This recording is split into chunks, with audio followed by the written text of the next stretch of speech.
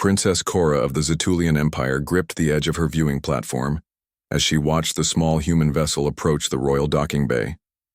Her antennae twitched with agitation, a clear sign of her distress to any Zetulian who might be. Watching the silvery scales along her temples flashed with embarrassment as she recalled the events that had led to this moment. 6 lunar cycles ago, Princess Cora had made what she thought was an easy bet with her rival Princess Lux from the neighboring star system. The terms were simple. If the primitive humans could navigate the deadly Crimson Nebula and arrive at the Zetulian capital within 1 standard rotation, Cora would have to take a human as her mate. But if they failed, which Cora believed, was certain Lux would have to surrender her prized collection of terraformed moons. Humans were known throughout the galaxy as stubborn and resourceful, but their technology was centuries behind the Zetulian Empire. Their ships were bulky, inefficient, and lacked the sophisticated quantum navigation systems required to traverse the dangerous plasma storms of the Crimson Nebula. No non-Zetulian species had ever successfully crossed it without Zetulian guidance. It had seemed like such a safe bet. Yet here they were. The human ship named Pathfinder was small, much smaller than Cora expected, only a fraction of the size of the smallest Zetulian cruiser. Its hull was scorched and damaged from the journey, but somehow intact. The princess watched, in disbelief as it executed a perfect landing sequence, something no human vessel should be capable of. "Your Highness?" Admiral Vex approached with a bow. "The human delegation is ready to disembark." Cora straightened her ceremonial robes and lifted her chin. "How many are there?" "Just one, Your Highness," Admiral Vex said. "A human female who calls herself Samantha Bell. She insists she is here to collect on a royal wager." Cora hissed softly. "How did they even know about the bet?" Princess Lux took the liberty of broadcasting it across 17 systems. Vex replied with a hint of amusement in her voice. It seems she was quite confident in the human. The landing ramp of the Pathfinder lowered with a hiss of hydraulics, and Cora got her first glimpse of her future mate. Samantha Bell was not what Cora expected. Humans were described in Zetulian educational materials as soft, fragile creatures with limited physical capabilities, but Samantha looked anything but fragile. She stood tall, with broad shoulders and an athletic build. Her skin was a rich brown, her hair cut short and practical. She wore what appeared to be a military uniform, though unlike any Cora had seen in the human broadcasts, Princess Cora. Samantha called out her voice carrying across the docking bay with surprising authority. "I believe you owe me a wedding." The Zetulian court erupted in whispers. The audacity of this human to address a royal princess so directly was unprecedented. Cora descended from her platform, her ceremonial robes flowing behind her. She towered over the human by at least 2 feet, but somehow did not feel as imposing as she should. "How did you navigate the Crimson Nebula?" she demanded. "It should have been impossible," Samantha smiled, revealing blunt human teeth. "Nothing is impossible for humans, Princess. We just had to think differently. Your people use quantum technology to predict and avoid the plasma storms. We built our ship to ride them instead." "Ride them," Cora repeated, in disbelief. "That would require heat shielding beyond anything your species possesses." "We developed a new ceramic composite," Samantha explained. "It converts plasma energy into thrust. Actually made us faster. The nebula became our highway, not our obstacle." For the first time in her 300 years of life, Cora felt genuinely surprised. "You are either the bravest or most foolish creature I have ever encountered." "Probably both," Samantha agreed with a shrug. "So, about this marriage, the news of a human successfully navigating the Crimson Nebula spread through the palace like wildfire. By evening, every noble family on the planet had heard about Princess Cora's humiliation and the upcoming wedding. Cora retreated to her private chambers, refusing to speak with anyone. "This is a disaster," she told her personal assistant, Mira. "I will be the laughingstock of the entire empire." Mira, A smaller Zetulian with pale blue scales arranged refreshments on a hovering tray. Perhaps it will not be so bad, Your Highness. Humans are said to have very short lifespans. Only 100 years or so you will outlive this embarrassment. 100 years of being bonded to a primitive species. Cora moaned dramatically, draping herself across her resting platform. I might as well exile myself to the outer colonies. The humans seemed quite capable, Mira observed carefully. To navigate the Crimson Nebula required considerable skill. Cora sat up abruptly. Whose side are you on? Yours always. Mira said with a bow, which is why I took the liberty of researching this Samantha Bell while you were meeting with the Royal Council. And, Cora asked, despite herself, she is considered exceptional even among humans. She holds the rank of commander in their space fleet. She has led 3 first contact missions and established peaceful relations with the Arcturus Collective and the Draxian hegemony, both notoriously difficult species. She also appears to be something of a hero on her planet, for negotiating water rights during the Earth drought crisis 10 solar cycles ago. So she is not just any human, Cora said thoughtfully. She is an important one. Very important, Mira confirmed. Some might say this alliance, though unintended, could prove beneficial to the Empire. Cora narrowed her eyes. You sound like my mother. The Empress has requested an audience with you tomorrow morning, Mira said, placing a cup of steaming liquid on the table beside Cora. She was quite interested to hear about the human. Cora groaned and fell back onto her resting platform. Tell me this is all just a bad dream. I cannot lie to you. Your Highness, Mira said with a small smile. But I can tell you that the human has requested a tour of the palace gardens tomorrow. She expressed particular interest in our bioluminescent flora. The gardens, Cora said, sitting up again. But those are royal grounds. Only family and invited guests are permitted. She will be family soon, Mira pointed out, and the Empress has granted permission. Cora stared out at the 3 moons of Zetulia visible through her chamber window. The largest one glowed a deep crimson, much like the nebula that had failed to stop the human. The middle one shimmered with a golden light, reminding her uncomfortably of Samantha's confident smile. And the smallest one, a pale blue orb, seemed to mock her with its tranquility. Very well, she said finally. I will meet this human in the gardens tomorrow, but only because Mother insists, not because I have any interest in knowing more about my future mate. Of course, Your Highness, Mira said with a bow that did not quite hide her knowing smile. I will make the arrangements. The royal gardens of Zetulia were famous throughout the galaxy. Spanning over 20 square kilometers, they contained plant species from 100 different worlds. Each section was carefully designed to recreate the native environment of its inhabitants, from the misty swamps of Venlora to the crystal forests of Tan. The most prized section contained the bioluminescent flora of Zetulia itself, plants that existed nowhere else in the known universe. Cora arrived precisely at midday, wearing her most intimidating formal attire.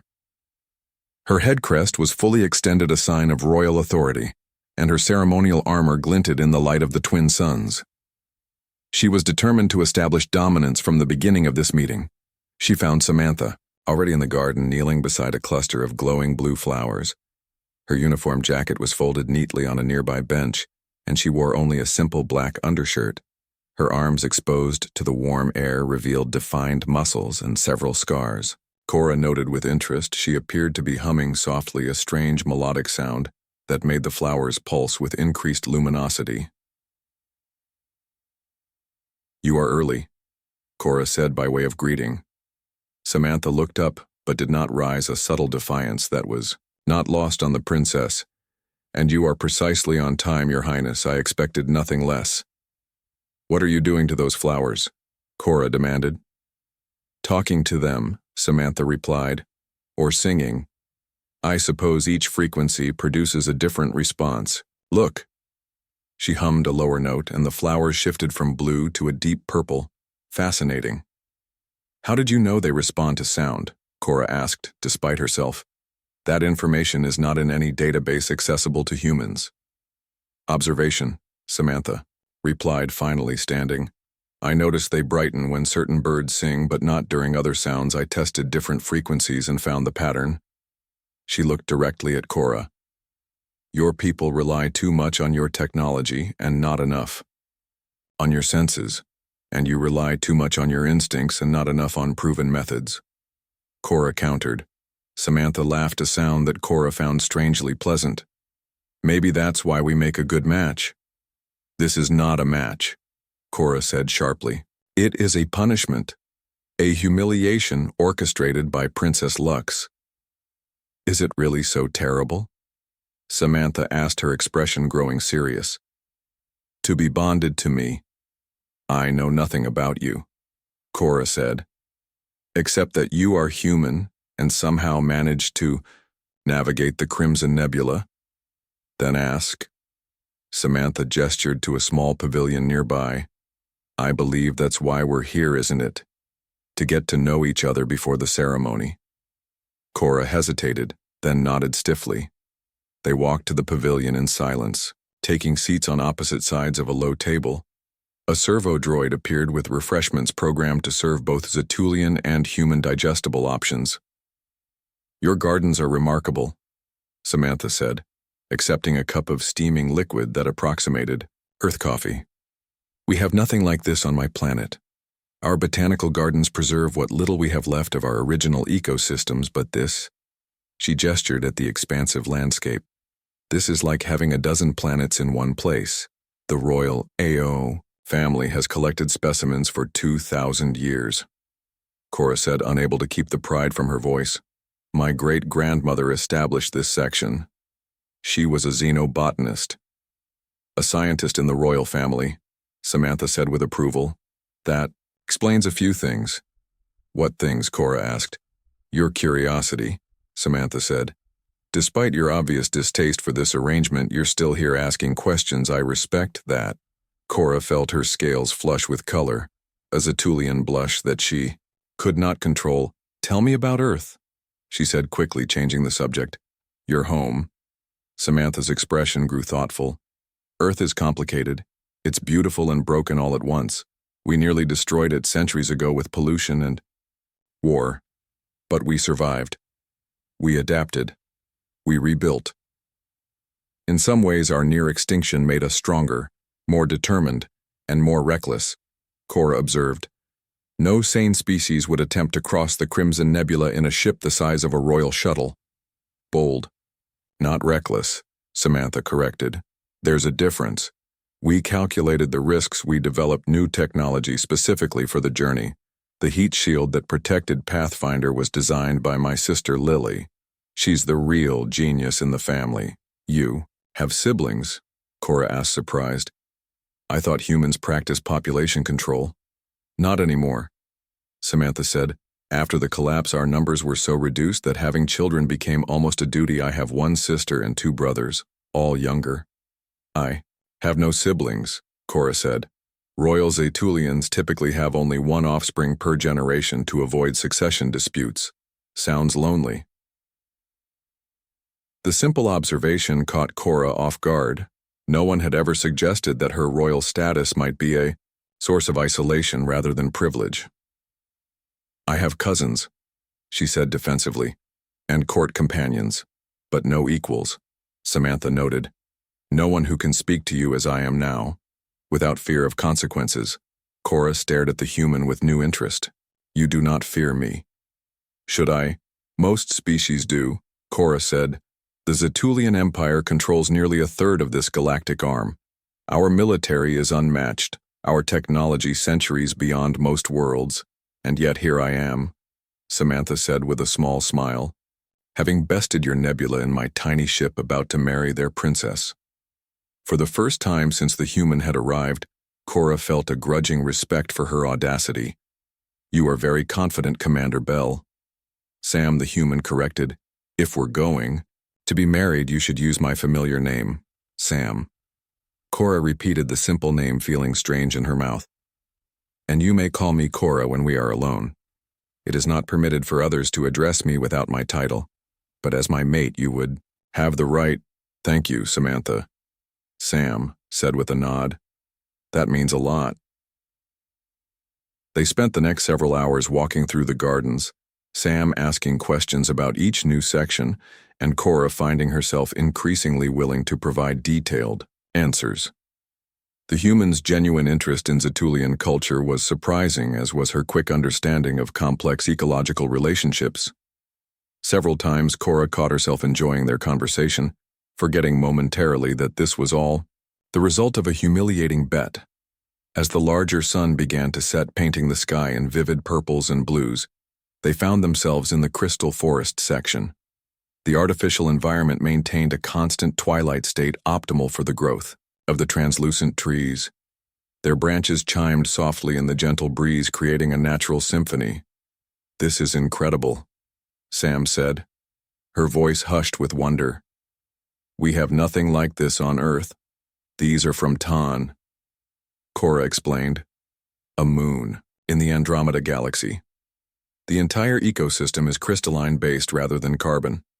The trees absorb sound and convert it to light energy." Sam reached out tentatively. "May I?" Cora nodded.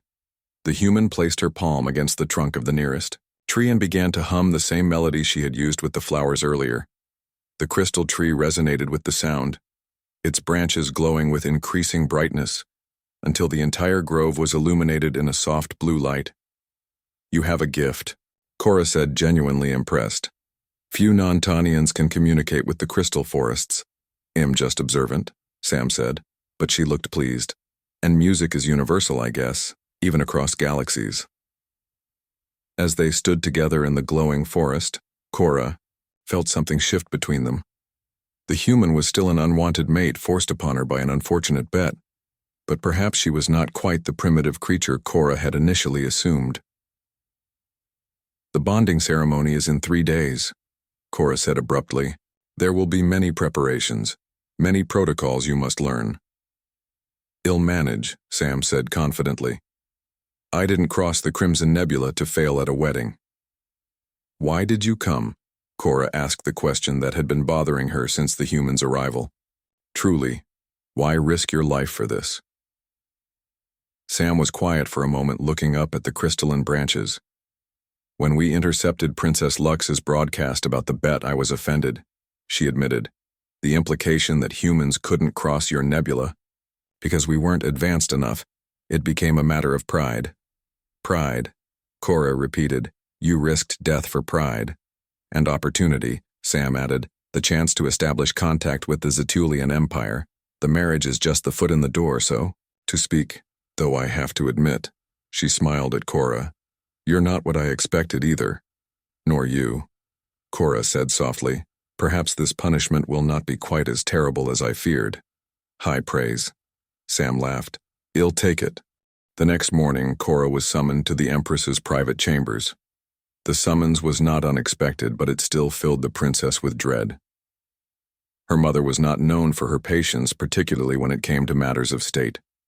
The Empress of Zetulia sat on a floating platform surrounded by holographic displays. Each showed different aspects of the empire, from resource allocations to military deployments to diplomatic communications. She did not look up when Cora entered. "You have created quite a situation, daughter," the Empress said, finally dismissing the displays with a wave of her hand.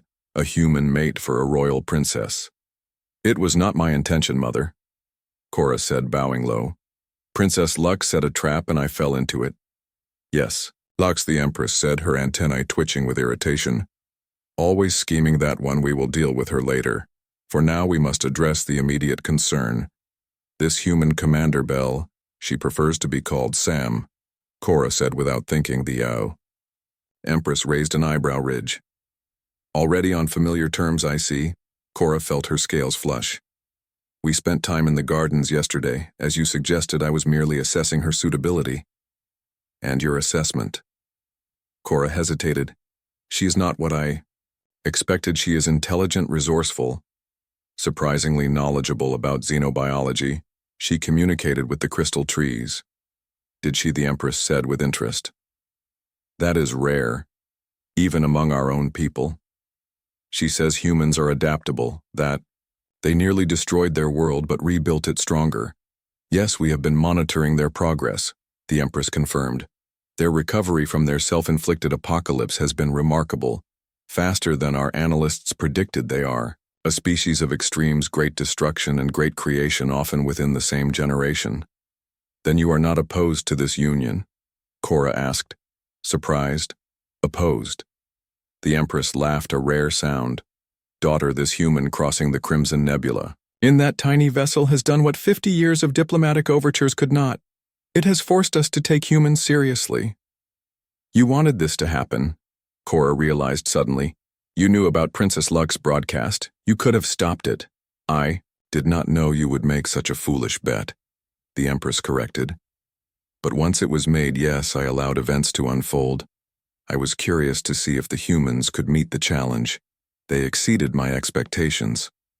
So I am to be sacrificed for political advantage, Cora said bitterly. Not sacrificed, allied, her mother said firmly. This union elevates both our peoples. The humans gain a connection to the royal family of the most powerful empire in this sector. We gain insight into a species that has demonstrated remarkable potential.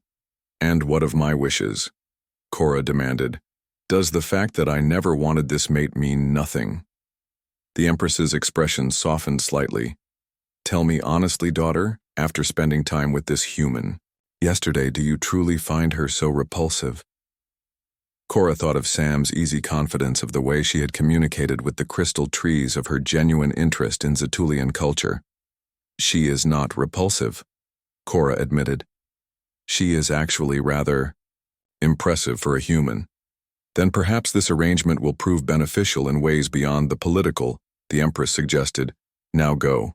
The royal tailors are waiting to begin preparations for your bonding attire. The ceremony must be worthy of your station. After leaving her mother's chambers, Cora found herself walking toward the diplomatic wing where Sam had been given quarters.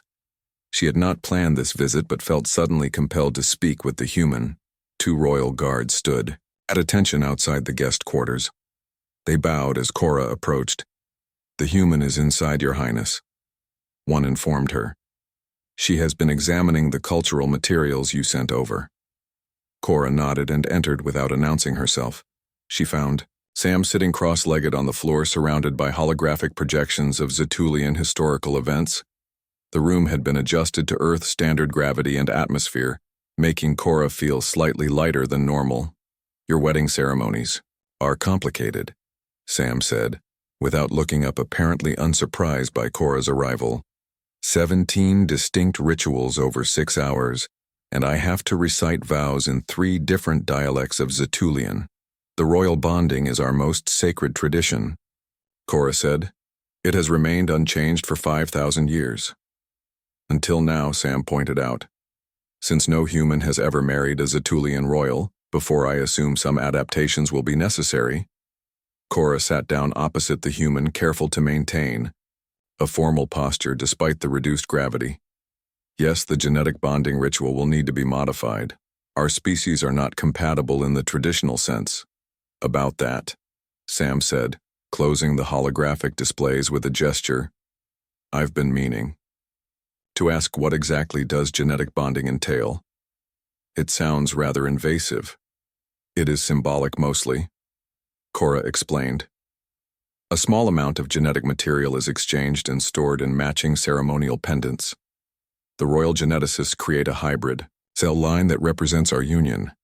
It is not functional, merely representative. I can work with that, Sam said with obvious relief. For a minute I was worried you were going to tell me we'd need to produce offspring. That would be biologically impossible, Cora said, though she felt her scales flush at the mention of reproduction. Although we do have technology that could theoretically combine genetic material from different species. Let's not get ahead of ourselves, Sam said with a laugh. I haven't even met your mother yet. You will tomorrow at the formal introduction ceremony, Cora said. She is quite interested in you, actually. Is that good or bad? I'm not certain, Cora admitted. My mother rarely shows interest in anything. That doesn't directly benefit the Empire. Ah. Sam nodded, understanding. So she sees political advantage in our union. Yes, which is why the ceremony will proceed regardless of my personal feelings on the matter. Sam tilted her head, studying Cora. And what are your personal feelings at this point? Cora was silent for a moment, choosing her words carefully. I am not as upset about this arrangement as I was when your ship first arrived. High praise indeed, Sam said with a smile. I'll take it. You said that yesterday as well. It's still true. Sam stood stretching in a very human way that Cora found strangely fascinating. The differences in their physiology were profound.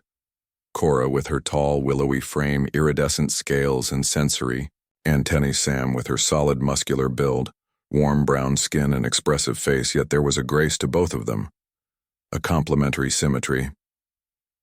I wish to show you something, Cora said, suddenly making a decision, something few off-worlders ever see. Sam's eyes lit up with interest. Lead the way. Cora took Sam to a restricted section of the palace accessible only to the royal family. They traveled via private transport tube, Cora, using her biomarker to grant access. When they emerged, they were in a vast circular chamber with a domed ceiling that seemed to show the actual space above, despite being deep within the palace. The ancestral memory chamber. Cora explained, her voice hushed with reverence. Every royal who has ever ruled is preserved. Here, not physically, but their consciousness, their memories. Like a simulation, Sam asked. No. Cora touched a control panel and the chamber hummed to life. More than that. When a ruler's physical body fails, their mind is transferred into the collective. Their wisdom remains accessible to future generations. The air in the center of the chamber shimmered and coalesced into the form of an elderly Zetulian female. Her scales were pale, almost white, and her antennae were elaborately decorated with precious metals. Great-grandmother, Cora said, bowing deeply. I present Samantha Bell of Earth, my future mate. The apparition studied Sam with ancient eyes. A human. The first to cross the Crimson Nebula without assistance. I have been observing your arrival with great interest, Commander. Sam bowed respectfully. It's an honor to meet you, Your Majesty. You understand what it means to bond with a royal Zetulian? The ancestor asked. The responsibilities. The expectations. I'm learning, Sam said. Honestly, it's a lot to take in.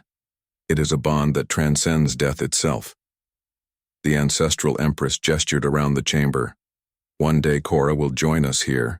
Her memories, her experiences, including those she shares with you, will become part of the collective wisdom of our people. Your union will shape the empire in ways yet unseen. Great-grandmother was the one who established the botanical gardens. Cora explained. She was the first to suggest that different species might have wisdom to offer the empire, and I was considered quite radical for it, the ancestor said with a shimmer of amusement. Now my great-granddaughter bonds with a human, how the universe unfolds in unexpected ways. She turned her attention back to Sam.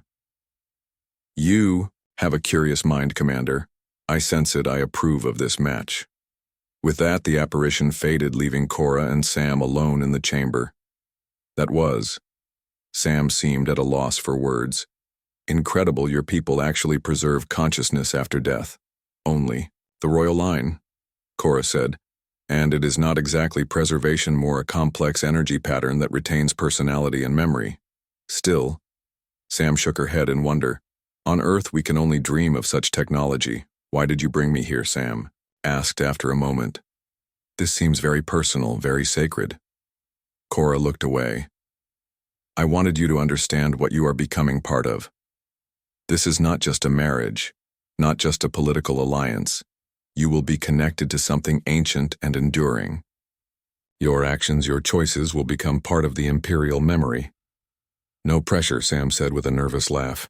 The day before the bonding ceremony was traditionally spent in isolation, as both partners prepared mentally and physically for the union. However, the royal advisors had determined that given the unusual circumstances, this tradition would need to be modified. Sam required more preparation than a typical Zetulian mate would. Cora found the human in the ceremonial preparation chamber surrounded by frantic royal tailors. each trying to adjust the traditional bonding attire to fit human physiology. The results were not going well. "It doesn't breathe," Sam complained, pulling at the collar of the ornate robe, "and these shoulder pieces keep jabbing me when I move." "The attire is not designed for comfort," one of the tailors explained with poorly concealed frustration. "It is designed to display royal symbolism and honor 5,000 years of tradition. Can't we honor tradition without the neck pinching?" Sam asked, catching sight of Cora. "Princess, help me out here before they strangle me." "With tradition," Cora waved the tailors away. "Leave us, I will handle this." When they were alone, Cora circled Sam, slowly examining the ceremonial attire with a critical eye. "The proportions are wrong," she said finally. "They are trying to make you look Zetulian, which is impossible and pointless." "Thank you, I think," Sam said. "We need a different approach." Cora touched the control panel on the wall and brought up historical images of royal bonding ceremonies throughout Zetulian history. "The essence of the attire is the symbolism, not the exact cut or shape look." She pointed to the earliest depictions. "The ceremonial patterns have remained constant, but the garments themselves have evolved. The colors, the materials, even the basic structure has changed over millennia." "So we have some flexibility," Sam said with relief. "Within limits," Cora cautioned. "The royal symbols must be present and properly positioned. The colors must be the traditional blues and silvers. But perhaps we can create something that honors both our traditions." "I brought something from Earth," Sam said hesitantly. "I wasn't sure if it would be permitted." She went to her personal belongings and retrieved a small box. Opening it, she revealed a simple band of gold. "On Earth, we exchange rings during wedding ceremonies. They symbolize an unbroken circle and eternal bond." Cora took the ring, examining it with interest. "It is elegant in its simplicity," she admitted. "What metal is this?" "Gold. It's rare on Earth, though.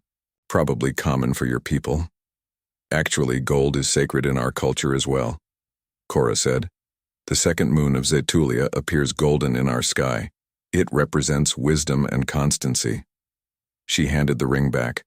"We will incorporate this into the ceremony. It will be the first human element ever included in a royal bonding. Your advisors will approve this."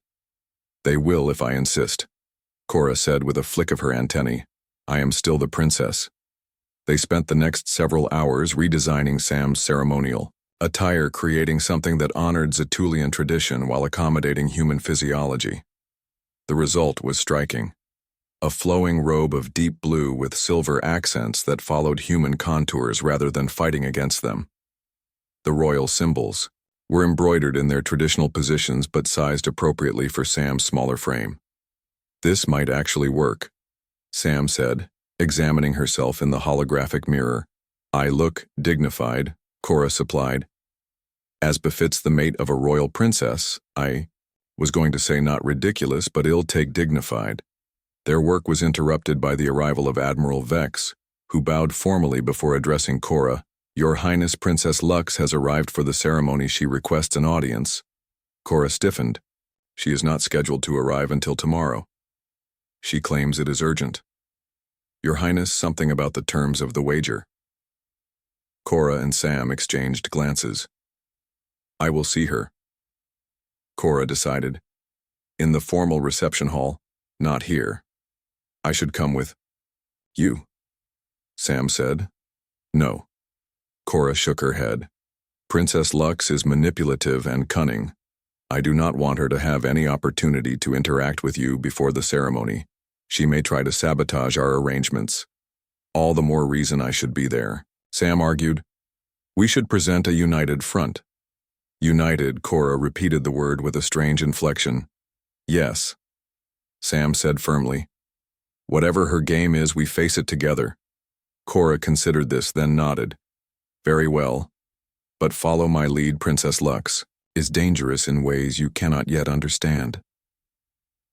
Princess Lux was waiting in the formal reception hall when they arrived. She was smaller than Cora, more delicately built with scales that shimmered in shades of purple and gold. Her antennae were adorned with jewels that caught the light with every movement. Her royal regalia was intentionally ostentatious, drawing attention to her status. Cousin. She greeted Cora with false warmth. How generous of you to see me before the ceremony. And this must be the famous human who conquered the Crimson Nebula. How fascinating. She circled Sam with predatory interest. Smaller than I expected, but then your species is known for overcoming its limitations, isn't it? Princess Lux. Sam greeted her with a formal bow perfectly executed. Thank you for arranging our introduction. Your broadcast was most informative. Lux paused, clearly caught off guard by the human's composure. Yes, well, I thought the galaxy should witness such an historic wager. I had no idea you would actually succeed, of course. Of course, Sam agreed pleasantly.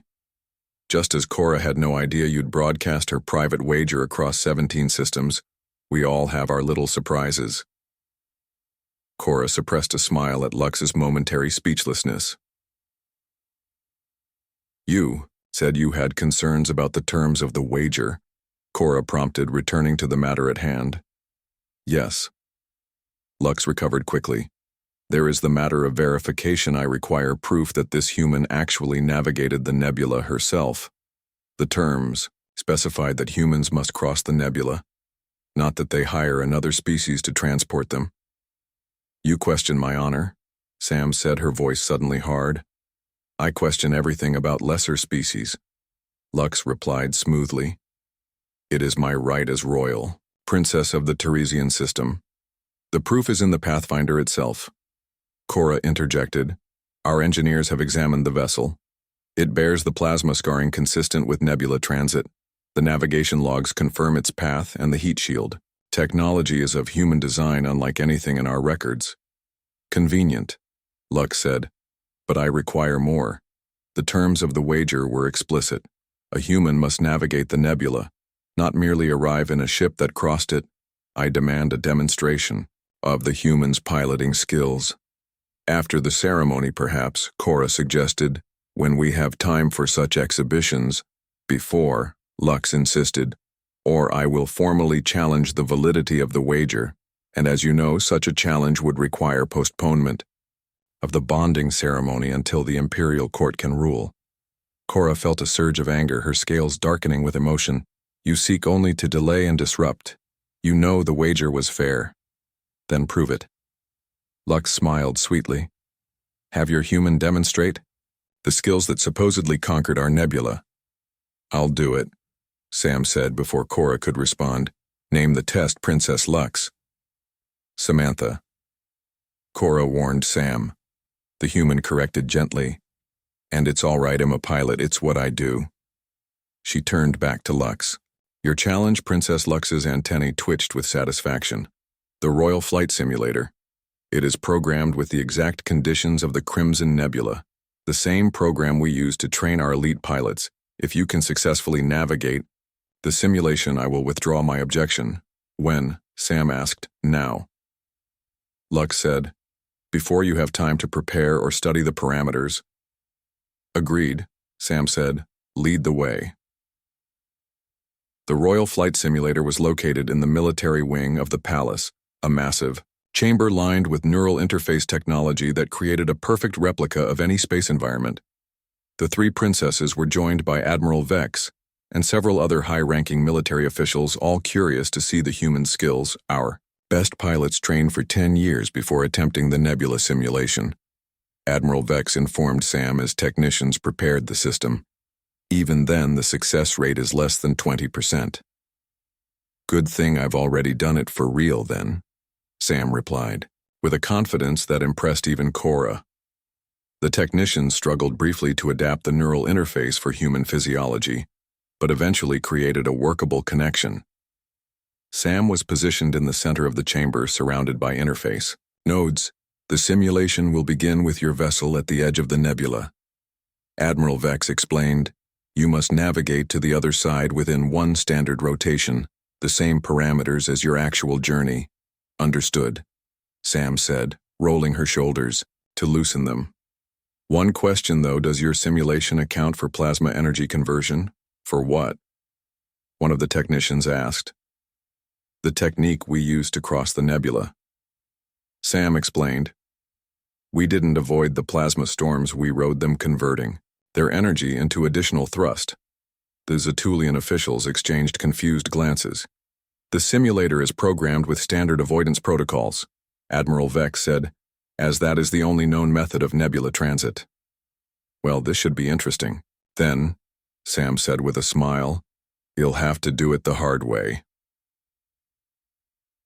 The simulation began. The chamber transformed into a perfect replica of the Crimson Nebula, its swirling red clouds and crackling energy storms surrounding them on all sides. Sam was now seemingly seated in the cockpit of a Zetulian scout ship, similar in size to her Pathfinder, but with different controls. She studied the unfamiliar interface for a moment, then began to pilot with increasing confidence. The ship moved through the outer edges of the nebula cautiously at first, then with growing boldness. The day of the royal bonding ceremony arrived with all the pomp and circumstance befitting such a historic occasion. The grand hall of the Zetulian palace was filled with dignitaries from across the empire. Princess Lux sat in a place of honor, looking entirely too pleased with herself despite her failed attempt to disrupt the proceedings. The marriage would be broadcast to all 17 systems that had witnessed the bet. The Empress herself had overseen the final preparations, ensuring that this unprecedented union would lose none of its sacred significance while still accommodating the unique nature of the human participant. The ceremonial hall was decorated with both Zetulian royal symbols and subtle nods to Earth culture, including displays of water, a precious resource on the human homeworld, and representations of their planetary system. Sam waited at the altar, wearing the modified version of the traditional bonding attire the royal tailors had outdone themselves, creating a garment that honored Zetulian tradition while complementing human physiology. The deep blues and silvers of the fabric brought out the rich tones of her skin, and the ceremonial symbols had been carefully positioned to respect both cultures. Admiral Vex stood beside Sam, having been chosen to represent Earth in the ceremony. As the highest-ranking Zetulian military official, she was considered the appropriate counterpart to Sam's commander status. The Admiral had developed a grudging respect for the human after witnessing her skills in the simulator. Nervous, Commander? Vex asked as they waited. Terrified, Sam admitted with a small smile. But I've faced worse. The Crimson Nebula. No, Sam said. My sister, when I told her I was marrying an alien princess, she made me promise to bring you all to Earth for a family dinner someday. Admiral Vex made a sound that might have been a laugh. The princess is fortunate in her mate. I think you have courage. I'll need it, Sam said, looking around at the assembled Zetulian nobility, most of whom were staring at her with barely concealed curiosity or disdain. Not exactly a welcoming crowd. They will adapt, Vex said, as we all must. The universe expands. Our understanding must expand with it. A hush fell over the assembly as the ceremonial horns announced the arrival of the royal family. First came the Empress, resplendent in her full regalia, her presence commanding immediate respect from all present. Then various members of the royal council and extended family, each taking their designated positions. And finally, Princess Cora. Sam's breath caught at the sight of her future mate. Cora had chosen to incorporate elements of human wedding traditions into her attire. A veil of shimmering quantum particles obscured her face, and she carried a bouquet of the sound-responsive flowers from the garden. The traditional Zetulian bonding robes had been subtly altered with lines that echoed human formal wear. The effect was stunning, a perfect blend of both worlds. You look beautiful, Sam whispered as Cora took her place beside her. This changes nothing between our peoples. Cora whispered back, though without her earlier hostility. This is still a consequence of an unfortunate wager. Is it? Sam asked quietly. Because from where I'm standing it feels like the beginning of something important. The High Priestess of Zetulia approached the altar. Her scales were the palest white, signifying her spiritual authority. She carried the sacred bonding implements on a floating tray. We gather today to witness the union of two souls. The priestess began, her voice carrying throughout the hall without technological assistance. Princess Cora of the Royal House of Zetulia, 27th of her line, heir to the crystalline throne and Commander Samantha Bell of Earth, first human to cross the Crimson Nebula, pioneer of the stars. The formal introductions continued listing Cora's extensive titles and honors when it came to Sam. The priestess had worked with her to create a list of achievements that would resonate with the Zetulian audience. Her role in negotiating the Earth-Water treaties, her first contact missions, her military honors, each carefully translated into terms the assembled dignitaries would understand and respect. The ceremony proceeded according to Zetulian tradition with one significant deviation. When the time came for the genetic bonding ritual, which would normally link the mates at a cellular level, Sam produced the small golden band. On Earth we exchange rings. She explained loud enough for the assembled crowd to hear. They symbolize an unbroken circle, an eternal bond. It may not be as sophisticated as genetic linking, but it carries just as much meaning. She slipped the ring onto Cora's finger. The princess stared at it in fascination as the gold caught the light. "I have something for you as well," Cora said, and signaled to an attendant who brought forward a small box. Inside was a communication device unlike any Sam had seen. "This contains all the technical specifications for our quantum navigation system," Cora announced, "my wedding gift to Earth." The crowd erupted in shocked murmurs. Princess Lux rose from her seat in outrage. "You cannot share such technology with them. They are barely space-capable." They crossed the Crimson Nebula in a ship the size of a royal shuttle. Cora replied coolly, "I think they have proven themselves worthy. And," she added, looking directly at Sam, "they have taught me that sometimes the old ways of thinking must change." The Empress watched this exchange with what appeared to be approval, her antennae vibrating in a pattern that indicated satisfaction. The High Priestess continued the ceremony, moving to the final ritual, the blessing of futures. In this tradition, the newly bonded pair would share their hopes for their life together. The words spoken during this ritual were considered sacred prophecy. Princess Cora, the priestess, intoned, "Share your vision of the path ahead." Cora took both of Sam's hands in hers, a gesture of openness, rare among Zetulians. "I see a future where our peoples learn from each other, where human ingenuity meets Zetulian wisdom. I see diplomatic channels opening cultural exchanges, scientific collaboration. I see the beginning of a partnership that will benefit both our worlds." She paused, then added more softly, "And I see us navigating this new territory together, as we have these past days, learning, understanding, growing." The priestess nodded in approval. "Commander Samantha Bell, share your vision." Sam took a deep breath. "Where I come from, we have a saying that the best journeys begin with a single step. This," she gestured, between herself and Cora, "is that step. The journey ahead won't be easy. There will be misunderstandings, cultural clashes, probably more than a few arguments." This drew a ripple of surprised laughter from the audience. "But I believe that by facing those challenges together, we create something stronger than either of us could alone."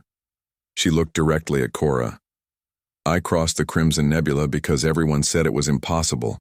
I'm standing here today for the same reason. When people say humans and Zetulians are too different to truly understand each other, I want to prove them wrong, one day at a time, one step at a time." The High Priestess raised her hands. "The visions are spoken. The bond is formed. What the stars have joined, let no force in the universe separate. May your paths be as one from this day forward." A beam of light from the ceremonial apparatus enveloped both Cora and Sam, briefly connecting them in a shimmer of energy. When it faded, matching pendants hung around. Both their necks, inside each a tiny crystal, glowed with combined essence of both beings. "It is done," the priestess declared. "The Royal House of Zetulia welcomes Samantha Bell as mate to Princess Cora." The assembled crowd rose as one, bowing in acknowledgement of the completed ceremony. The Empress approached, first placing a hand on each of their shoulders. May your union bring wisdom to our peoples, she said formally, then added in a lower voice, and perhaps some much-needed innovation to our traditions. Later, that evening as they stood on the balcony of the royal chambers looking out at the 3 moons of Zetulia, Sam took Cora's hand. So was this really such a terrible punishment? She asked. Cora looked down at their joined hands, her silver scales, and Sam's brown skin. Perhaps not a punishment, she admitted. Perhaps more of an opportunity. An opportunity for what? For growth, for change, for both our peoples. Cora's antennae twitched with what Sam was learning to recognize as amusement. And, perhaps for me personally, a chance to see the universe through different eyes. Sam smiled. I can work with that. You should know, Cora said, that royal bondings on Zetulia are not entered into lightly. They are considered eternal, even after physical death, as you saw in the ancestral memory chamber. Planning to get rid of me already, Princess? On the contrary, Cora said, I am warning you that you are now permanently connected to an extremely long-lived species. Our average lifespan is 500 years. Sam whistled. That's a long commitment, too long. No, Sam said, squeezing Cora's hand. Just means we have time to get it right. Cora looked out at the moons. When Princess Lux proposed that wager, I thought it was the worst moment of my life. And now? Now I think perhaps it was the universe's way of forcing change that was needed. From the gardens below came the soft glow of the bioluminescent flowers responding to the evening air currents. In the distance, the crystal forest chimed its twilight song. The palace was settling into night rhythm, the daily bustle giving way to quieter contemplation. Tomorrow will be interesting, Sam said. First day as an official royal couple. Lots of diplomatic meetings, I imagine. Many, Cora confirmed. The 17 systems that witnessed our bonding will all send representatives. Everyone will want to meet the human who conquered the Crimson Nebula and claimed a princess.